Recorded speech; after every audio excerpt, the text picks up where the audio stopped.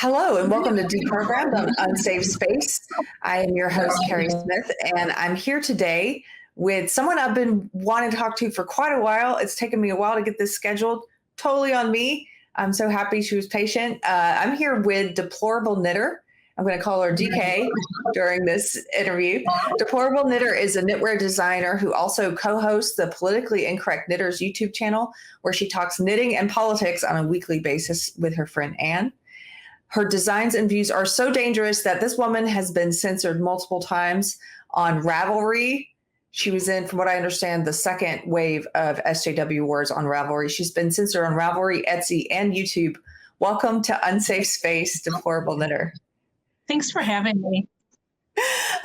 You have such a funny name. You just sort of leaned into an insult and said, okay, I'll take it. When I designed my first pattern, I knew I wanted to put it on Ravelry, which is the knitting website. And I didn't have an account and I didn't have a name, and I knew I was going to be doing like Trump stuff. So I was like, you know what? I'm sure that this will work for me. And then it kind of caught on. So now I'm for better or worse, I'm Deplorable Knitter now. You are Deplorable Knitter.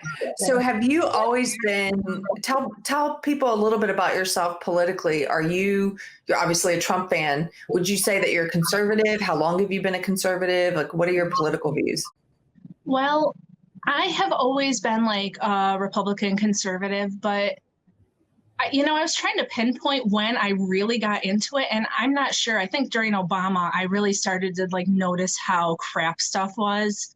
And so then I started really getting into it. But, I've always, my home was conservative, and that's how I've always looked at things. But how do you view Trump in relation to that? I'm always curious to talk to longtime conservatives because Trump is so interesting to me. I don't really, nothing about our political world makes sense anymore. I was having a dinner last night with a couple people who, until recently would have been described as progressives. And we were talking about how the Democratic Party is now pushing for war. I mean, they've done that for a while. It takes a while to see it sometimes, but they're pushing for war, and they're criticizing conservatives now, saying that conservatives want to defund the military.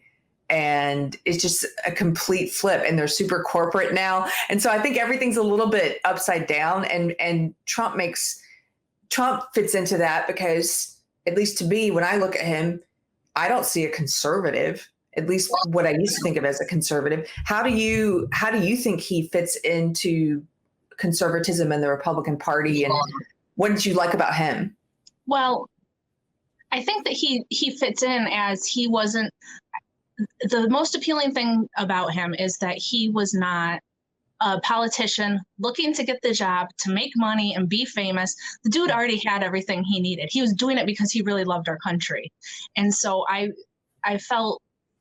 don't think he was my first choice. Like, I don't remember, there were so many people running in the beginning that I think others I liked better. But once he started to really put his platform out there, he's about America.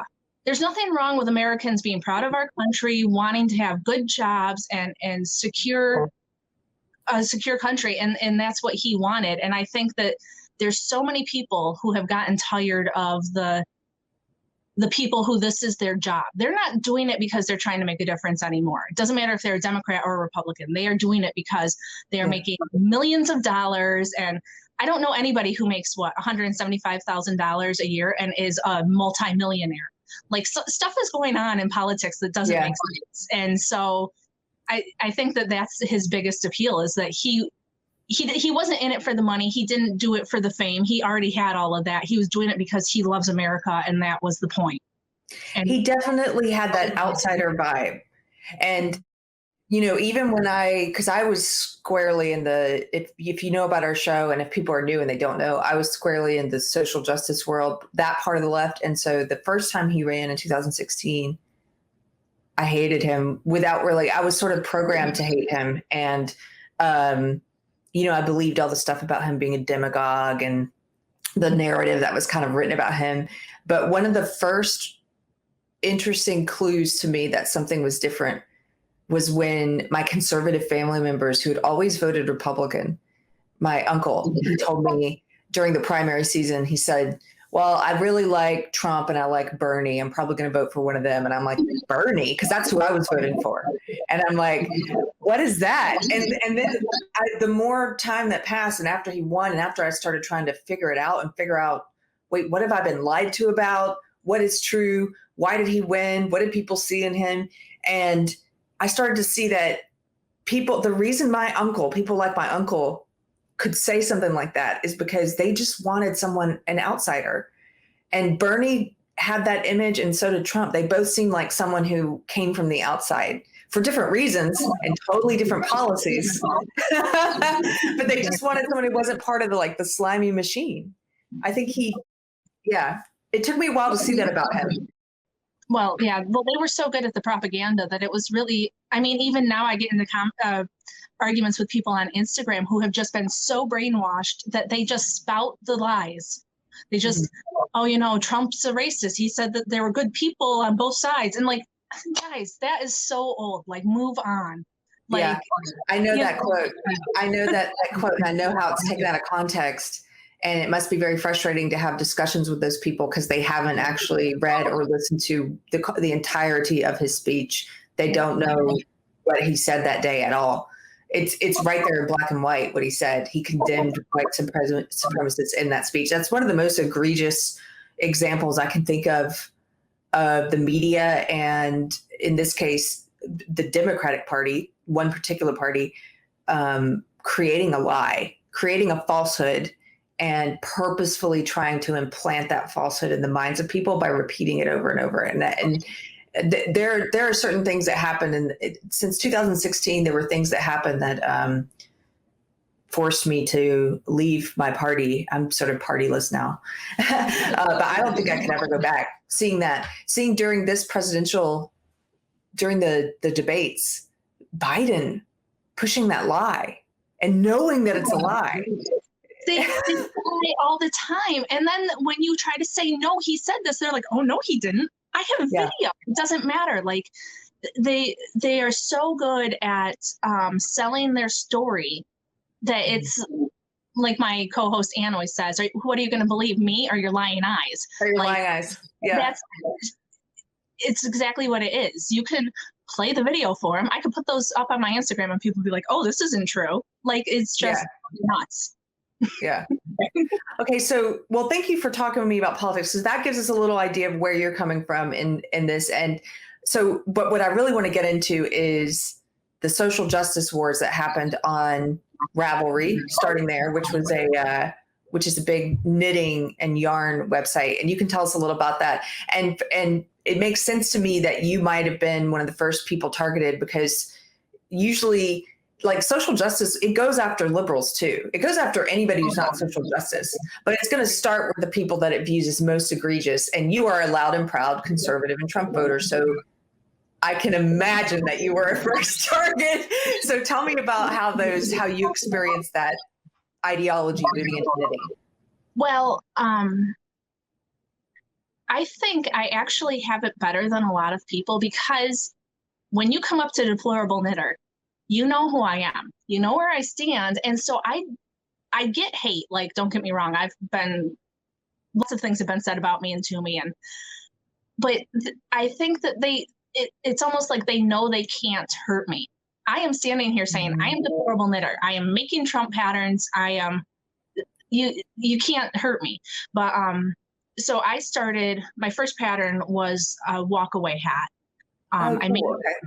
I made it for the midterm elections in 2018, and I posted it to Ravelry. And I actually got a lot of people who really enjoyed the pattern. And I got a lot of feedback, not public feedback, but I got a lot of messages of people saying, hey, I love your patterns. I love your designs. I hope you keep going.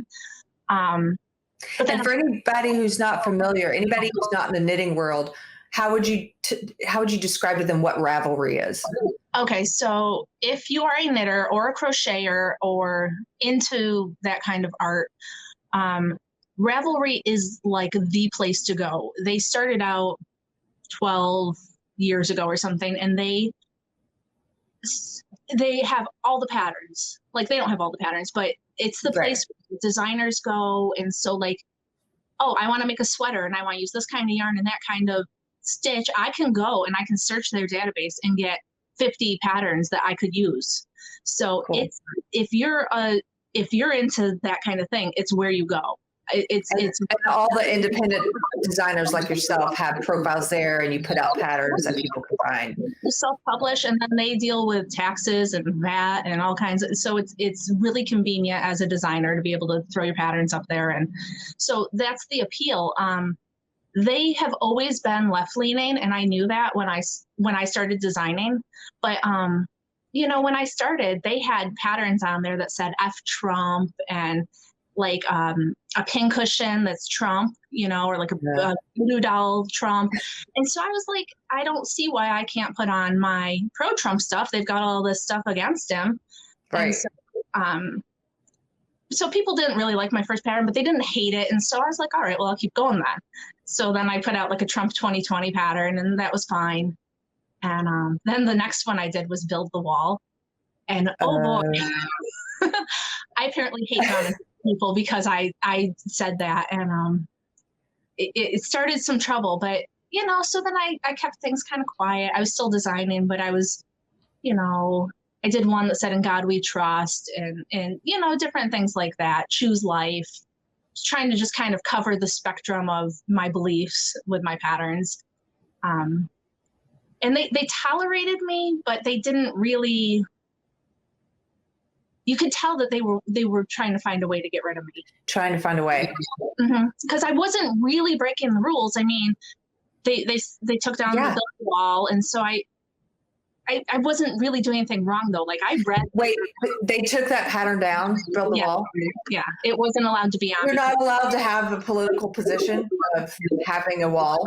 Well, actually, when I got the letter removing it, they told me, the quote actually was, "We do not want a pattern on here that celebrates the president's racist wall." Okay. So they're taking an opinion. They're taking a position. It's not a fact. To call it a racist position, the building the wall, that's just simply not true. Yeah. Okay, so they're stating that like it's a fact. Okay. Yep. Well, everything on their site is a fact because it's what they believe and it's their site, so therefore they can say whatever they want. Right. So I designed, and then in June of 2019, I put up a hat that said "God is love," and I had the gall to use rainbow colored yarn and put a pattern out in June that wasn't a pride pattern, and that got removed because it was a homophobic dog whistle. Wait, what? And all it said is "God is love"? Yeah. Okay. See, this is what I mean. They just will say things that's homophobic. Okay. I guess I'll take your word for it. And so that wasn't. And then that was when in June of 2019 is when Trump said that he was going to run again. And so I knew this was coming, and I had a cowl pattern, and that said Trump 2020, keep America great. And that one, you should have seen the messages I got. I actually have a highlight on Instagram where there's just all different messages of what people are saying to me. But hatred?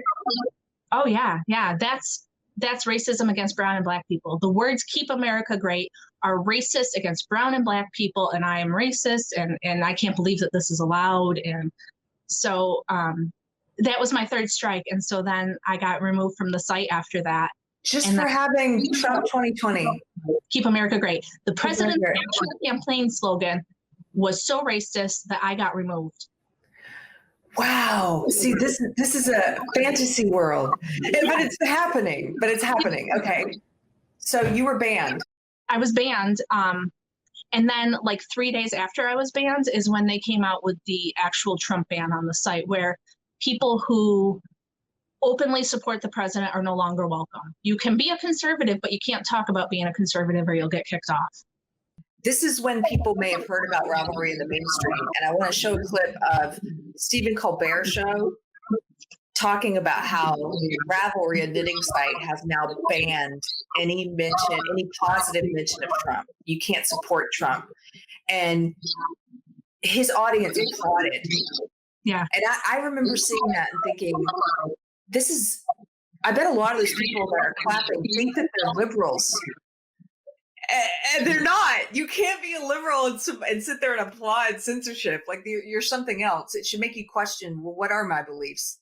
Because I'm okay with this kind of mass censorship when a company does it, and I'm okay with them limiting discourse and whittling. Not that they shouldn't have a right to do that, but you're to celebrate it. That to me tells me you're not a liberal. To celebrate someone censoring tells me you're not a liberal.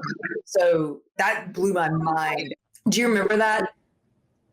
I don't think I ever saw that. When everything happened at Ravelry, I was getting so many messages and articles sent to me and stuff. I actually had to like stop talking to people because there were so many people coming out of the woodwork that I couldn't respond to everybody, and I couldn't keep up with all the articles, and you know what I mean? I had to take a step back because it was insane. So, wow. So you took some time off after getting banned in the Ravelry stuff. And not much. Not much. And then what happened? Well, when my first pattern had been removed, I had opened an Etsy store. I hadn't actually used it, but I got my name so that, because I'm not a dummy. I could see the writing on the wall. I knew that at some point in time they were going to find a reason to not let me be there anymore. So after all my patterns started getting taken off, I uploaded everything to Etsy, and I had like 1,000 sales in the first couple of weeks. It was nuts. But and then one of my very popular designs, it's got Trump, and then across is a black bar that says censored, and that went because everybody was feeling it. And you know, now, I know is that a hat? Are most of these hats? I mostly make hats. That's my attention span. You know, I'm not my co-host. She makes sweaters. She just made one with a Trump head on it. Like, it's awesome. I think she's amazing. I will never make it because I don't have the attention for it. I get bored. But yeah, so almost everything I make is a hat. Like that's my thing. But so you went to Etsy. Yeah, I got on Etsy, and things were going fine, and you know, moving along, and the election's coming up, so I'm doing my Trump stuff, and things are just fine. And then after the election, I made a hat that said "Stop the Steal," and it got removed from Etsy because I was spreading misinformation. Okay. Mm-hmm. Okay. And what's happened with Etsy since? Are you still there as a profile? Was it just that one pattern?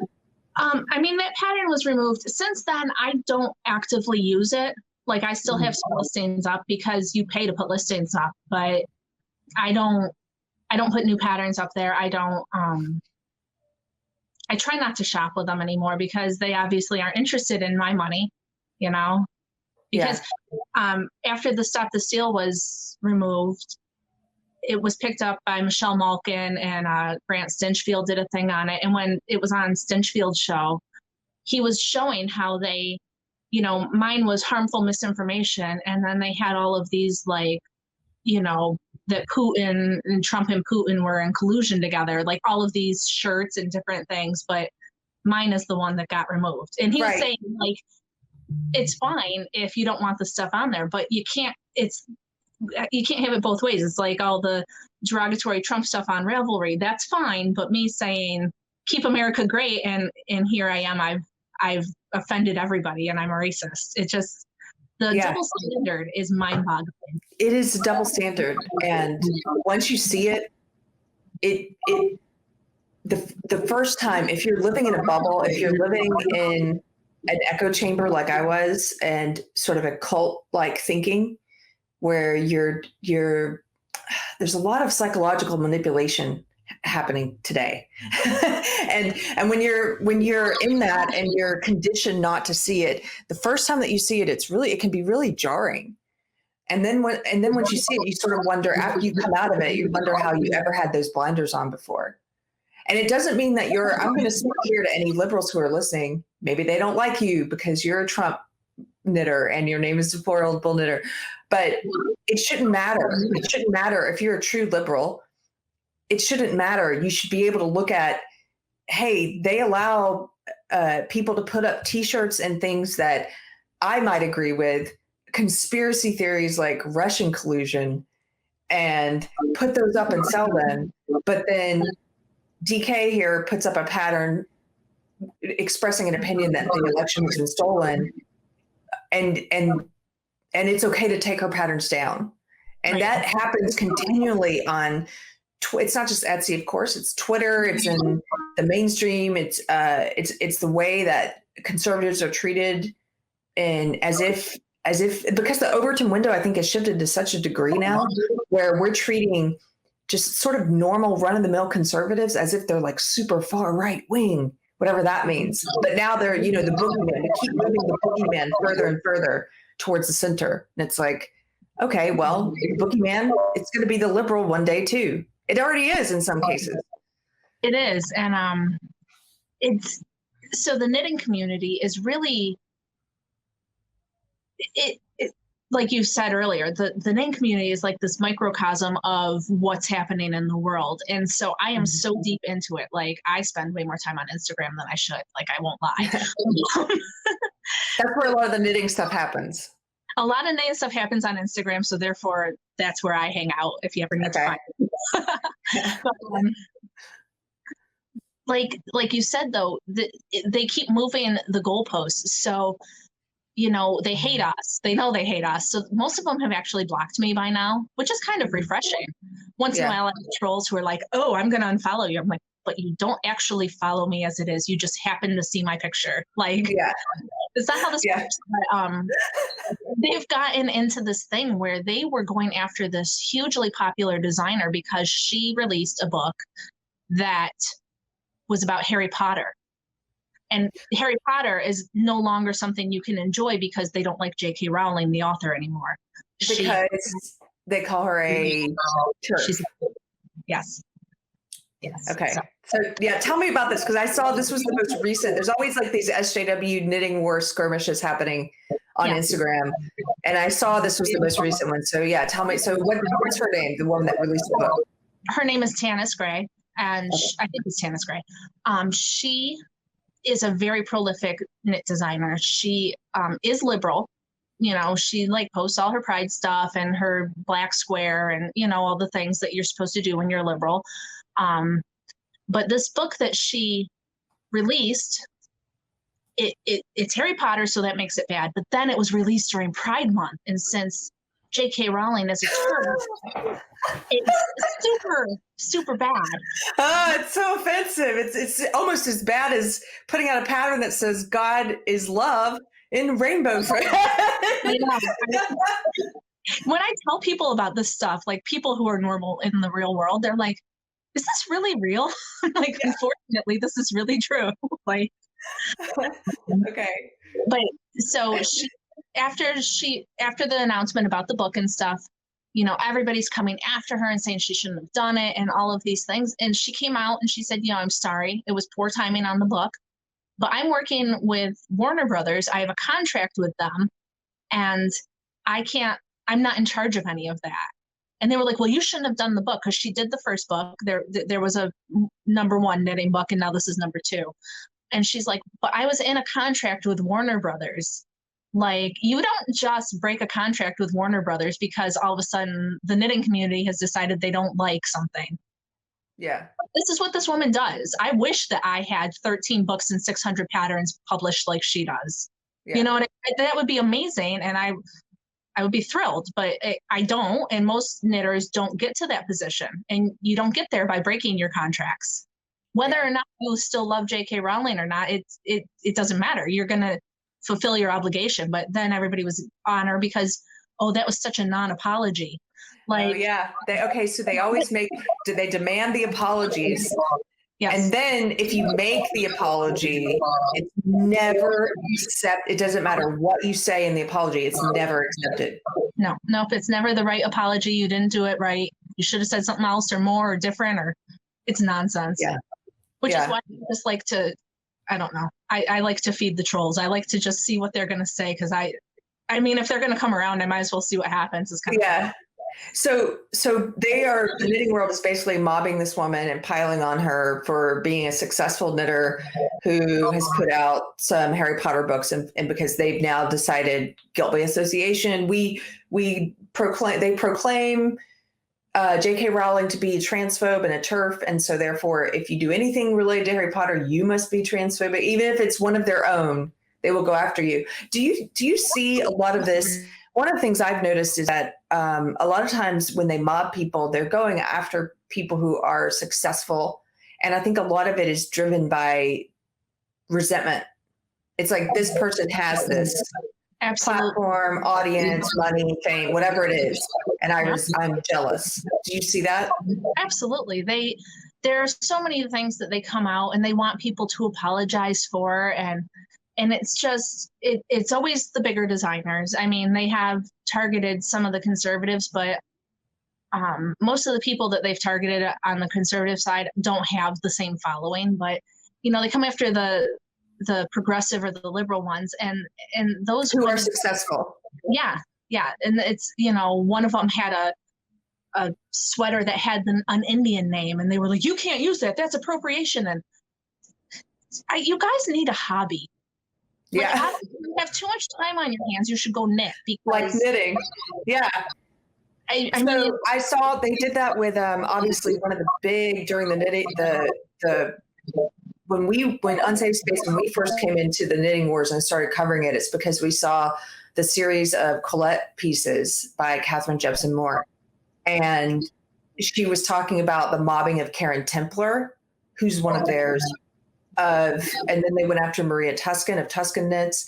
And then one of the most egregious was Sockmatician, who at the time, I think would have described himself maybe as social justice. He had coined the diversity hashtag. He's an openly gay man, HIV positive, diversity being all about diversity in knitting. And they came down so hard on him. And at the end of the day, I think a lot of that is about, they came down on him because he tripped the invisible tripwires in wokeness. Where they accused him of tone policing and using his white privilege to tone police and to say that we should. He wrote a poem about kindness. For anybody who doesn't know this story, this is what got him mobbed, and they got some of his events canceled. They showed up at his events. He ended up in the hospital on suicide watch because of all the harassment from what you woke say is his own side at the time. And that I thought was one of the most egregious in it. If you look at that, he tripped these invisible woke wires, but what he really did was he was successful. He had a successful business. Yep. And I actually talked to him a little bit after that. I didn't spend a lot of time. I know because I was inundated when I was kicked off of Ravelry, and I knew he was probably in the same position, but I just told him, there's a whole community here that is happy to have you if you want to join us. And if you ever need people, we're here. And I think that's the biggest difference. They're trying to cancel all these people. And when Maria Tuscan was canceled, people in my conservative knitting groups were buying her yarn so fast that it took me months to get a skein of her yarn. And, wow. But that's what we do. Instead of, we see that you're getting bullied, we're going to call, we're going to comment, we're going to help you. We're going to buy your pattern or, whatever is going on. See, this is what, again, I think this is a function of the Overton window shifting, the range of acceptable speech and what's considered acceptable opinion has been moving further and further towards the radical left, like the social justice left, for a long time now. And one of the things I've noticed is that when I first started getting out of my social justice bubble and trying to meet conservatives, I was like, I had really whittled my world down where I didn't know very many conservative people other than my family members back home. And I, in Austin, went to a meetup and was trying to meet conservatives to invite to these dinners I started called civility dinners. And the first few conservatives who started coming, I started realizing they're so much more liberal than people on the left. Like in true definition of what that word means. Like that's what you just described, DK, is this liberal attitude of, I may not agree with you on policy decisions or on some issues of religion or morality or culture or what have you. I may not agree with you spiritually or politically, but I think that you should be allowed to have your views and to run your business. And I'm not going to try to get you canceled.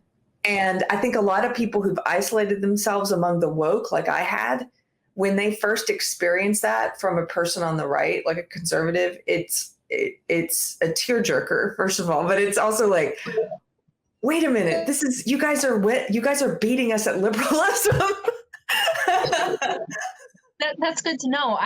One of the things that I do on my podcast is we try to find designers who are maybe struggling. I mean, COVID made everything hard, or have been targeted by the mob and stuff, because we want them to do well, and we want to support people who maybe they don't agree with everything we say, but they are standing up for what they believe in. And so there's just such a thing of, on the one side, they're mobbing anybody who's doing better than them, or they don't like, or says the wrong thing. And on our side, we're like, hey, come on over. We want to, like, oh, we love yarn. Oh, you're gonna be nice to me? Okay, let me see your yarn. Like, it's not hard. We just want to support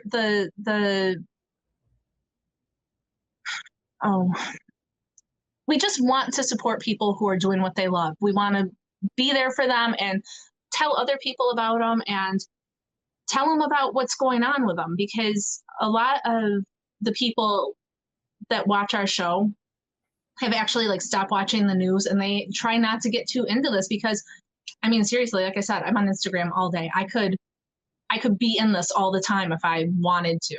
So we try to like give them a screenshot of it so that they can move about their happy days. Because it doesn't have to be as political as they're always trying to make it. I don't know. So, well, speaking of your show, so tell me about Politically Incorrect Knitters. When did you guys start your channel, and how can people find you? But what is the show about? Our show is about knitting and politics. There you go. We're on YouTube. We're mostly on YouTube. We actually got shut down because I titled one episode Masks, Masks, Masks, and apparently that was bad. What? That one got removed. Wow. Harmful misinformation. I'm the queen of harmful misinformation. It's terrible. I'm not surprised, because YouTube has been very censorious as well. And they've also on our channel have banned us, given us strikes for ridiculous things, but you never know what they're gonna, because we've had some things that I thought for sure were gonna get flagged and didn't, and then other things I'm like, they gave us a strike for that. So okay, so you guys do politics and knitting. It's a weekly show, and do you guys knit during the show? No, we're too busy talking, and I talk with my hands a lot. I can't knit and talk. You'd have a hat that's all over the place. Yeah, it's toning involved and stuff. So I know on some knitting shows they do, but we get too into what we're talking about to like actually knit while we're doing it. No, so I do it with my friend Ann Pinkova. She designs patterns also. Her popular pattern was the Betsy hat, and she released it around the time that the whole Colin Kaepernick wouldn't wear the Nikes with the Betsy Ross flag on it. So, so she but she does things like that. Hers is she does more international stuff. Like she has an Israel hat and some Brexit stuff, but so she's a political knitter, just not the same as me. But she and I hooked up, started talking, and we were like, we should podcast. Neither of us had done it. We were like, this is gonna be fun. We have no idea what we're doing, but it's fine. So we started it last June. We've been doing it for over a year now, which is kind of crazy. Awesome. But we're on YouTube, and we're also on Rumble. So cool. we put up all our episodes on Rumble, because you never know what YouTube's going to decide. So you should we operate with the expectation that window is going to catch up with us and we will be banned one day. And I think you're right to assume that, especially given your history. They're going to be like, wait, you've been kicked off of a lot of things. Why are you still here? Why are we letting you do this? Right. But cool. So if people want to find out more about you, where can they find you? Well, the best place to find me is Instagram. If you want to just know about what I'm doing and how I'm angering liberals today. Because I put up like memes that are truthful and you should see, they just lose their minds. But if you want to buy my stuff, I actually have a couple new designs that I'm working on. I have one for you. It says Unsafe Space, but I didn't get it done enough to show it. Oh my gosh. But cool. It's your little logo that's in the corner there. Right on. But yeah, this is my Trump 1 hat that's almost done. I'm sure that's very popular with the wokies. It's made people just absolutely nuts. And I did this one, the Lions Not Lambs. Oh, I love that. But all of my stuff, you can either get my patterns, or I do sell finished products too for my friends that don't knit, because I do realize that people don't knit. Yeah. And I'm on Galilee Life, which is a really excellent platform. They're faith-based. You don't have to be a Christian to use them or shop on them or whatever, but they give out devotionals, and they pray for everybody that sells on their site, and they pray for everybody who buys from them. And I was concerned coming on after I had been censored from so many places, and I talked to the owner, and she said, no, as long as you're not vulgar, as long as it's not anti-biblical anything, you're welcome. That's your viewpoint. Come on with, that you love Biden stuff. They don't care, just as long as it's not going to, it has to be edifying to people. So they're sane, these people. Yeah. and they're really, really nice. And I had some trouble, and I was on the phone with the owner at like 8:30 at night, and she was helping me with something I needed help with. And just, it's a lot different than the other platforms I've used to sell. But cool. Yeah, so I'm going to have my t-shirts on there, my Deplorable Knitter t-shirts, and you can get hats and patterns if you do knit. So awesome. Yeah. Well, DK, thank you very much for being on Unsafe Space. We'll have to let everyone know when the Unsafe Space pattern is up, and maybe have you back on like for a Friday. We've been doing these casual Fridays things, which are kind of fun, where we just have people on. So I really appreciate you being on the show, and everybody find her on Instagram if you want to see people's heads exploding. Yes. Thank you for having me.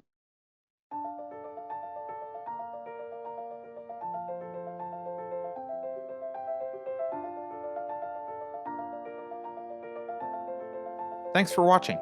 If you're new to the channel, we have a deep content library that includes interviews with everyone from Mike Cernovich to Megan Murphy, so go check it out. If you'd like to see more, please consider supporting the show by visiting unsafespace.com/donate. You can find us on all the major social media platforms, well, mostly. And you can find a community of like-minded individuals on our Unsafe Space chat on Telegram. See you there.